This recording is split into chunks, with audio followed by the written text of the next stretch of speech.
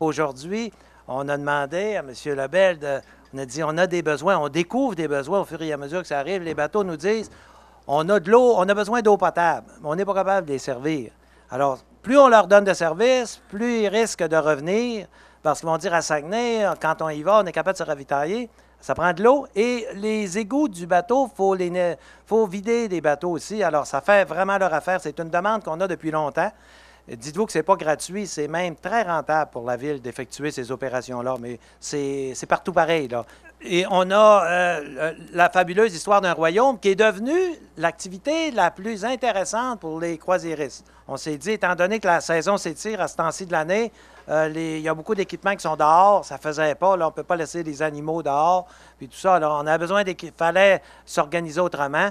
Donc, encore une fois, le gouvernement fédéral a dit oui. Bien, quand j'ai vu qu'il disait oui trop facilement, j'en ai rajouté une. J'ai dit, on a un laser qui nous coûte bien cher. On a un laser qui nous coûte cher de location, puis il faudrait en acheter un. Encore une fois, ils ont dit oui. Alors, merci beaucoup. On l'apprécie énormément. Les gens de la Fabuleuse sont ici. Promotion Saguenay reçoit une contribution non remboursable de 440 000 pour agrandir le théâtre du palais municipal, acquérir un système de projection laser pour le spectacle de la fabuleuse histoire d'un royaume et équiper le quai de Bagotville d'un système d'alimentation en eau potable et de traitement des eaux usées. J'aime bien ça quand les sceptiques sont confondus. Certains disaient que lorsqu'on s'est embarqué dans l'aventure des bateaux croisières, M. le maire et toute l'équipe des croisières de Promotion Saguenay, qu'on probablement manquerait le bateau. Force est d'admettre qu'il y a pas mal de monde sur les quais qui prouve le contraire déjà depuis un bon moment. Et on va continuer à bien travailler ensemble. L'annonce d'aujourd'hui est donc une excellente nouvelle pour notre territoire.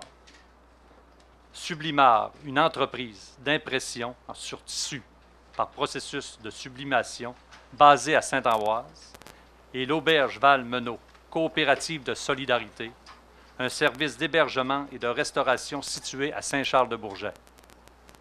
Je suis très heureux que le gouvernement reconnaisse l'importance de soutenir financièrement ces projets, car leur croissance joue un rôle essentiel dans le développement économique social des municipalités.